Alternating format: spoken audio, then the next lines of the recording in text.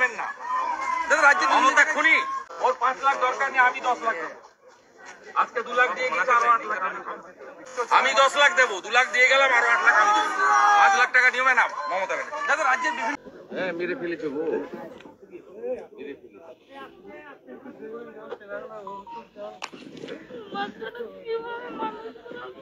আমরা চিন্তা আমার দায়িত্ব, পুরো দায়িত্ব আমার।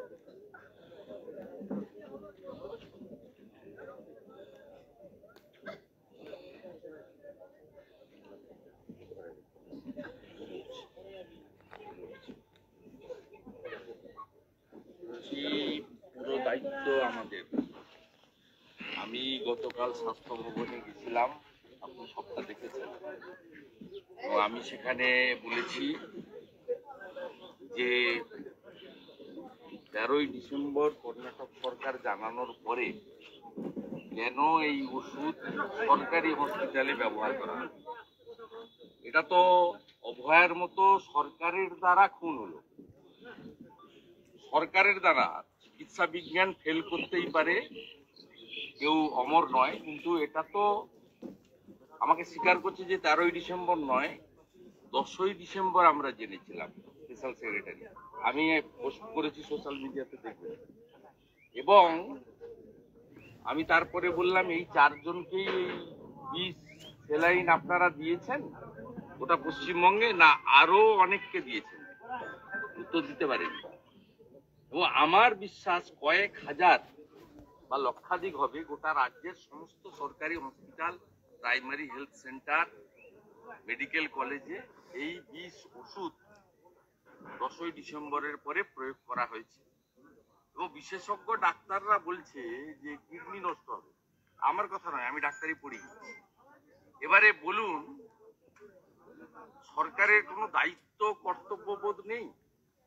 এবং কালকে আমি বলেছিলাম আপনাকে 50 লক্ষ টাকা ক্ষতিপূরণ দিতে হবে, কারণ আমরা সবাই জানি যিনি চলে গেছেন তাকে ফিরিয়ে দেওয়ার ক্ষমতা ভগবান দেয় না। আপনাকে চাকরি দিতে হবে, এই বাচ্চাটার ভবিষ্যৎ কি হবে?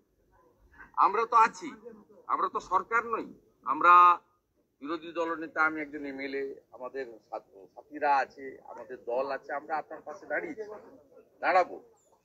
কিন্তু আজকে কলকাতা হাইকোর্টে আমাদের ডাক্তার বিশ্বপতি মুখার্জি এবং পোস্তপ্রাপ্ত অ্যাডভোকেট মামলা করেছিলেন গত সোমবার। আজকে সেই মামলাতে প্রধান বিচারপতি বলেছেন যে সাধারণ ক্ষতিপূরণ নয়, অ্যাপ্রোপ্রিয়েট মানে যথোপযুক্ত ক্ষতিপূরণ আপনার পরিবারকে দেওয়া উচিত। তাই আজকে এই 3-4-5 দিন হওয়ার পরেও আপনার বাড়িতে কেউ এসেছে? না কেউ কোনো যোগাযোগ সরকারের পক্ষ থেকে চেক সাহায্য?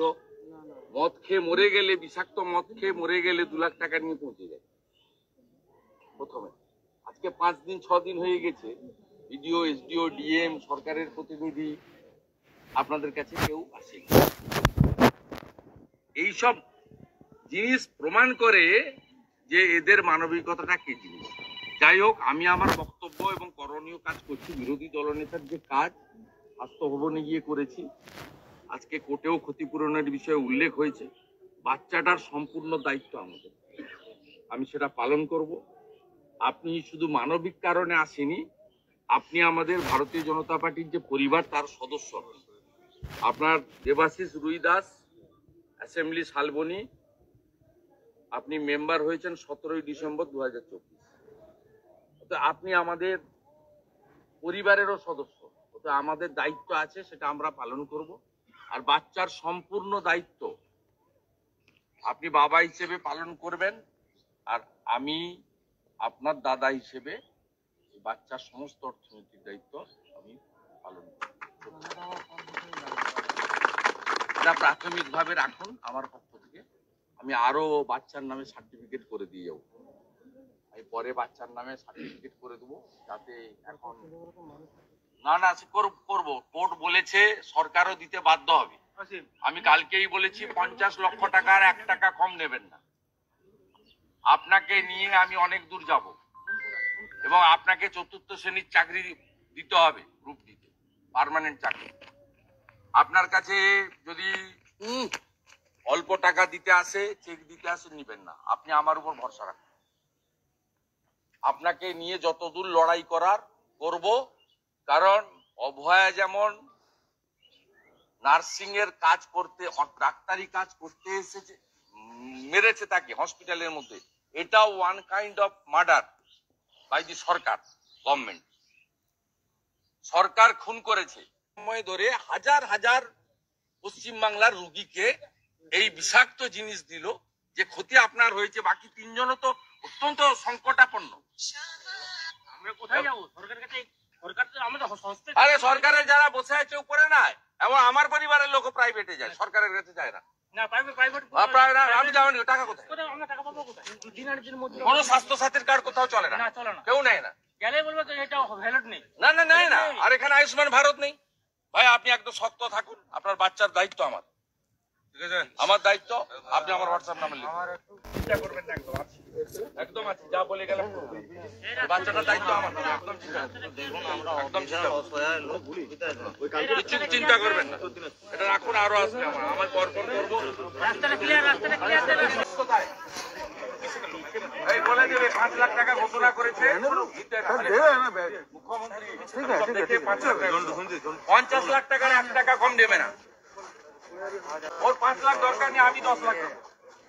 আজকে 2 লাখ দিয়ে গেছি, আরো 8 লাখ আমি 10 লাখ দেবো। 2 লাখ দিয়ে গেলাম, আরো 8 লাখ আমি দেবো। 5 লাখ টাকা নেবে না মমতা ব্যানার্জি। রাজ্যের বিভিন্ন খুনির কাছ থেকে টাকা নেবেন না। রাজ্যের মমতা খুনি।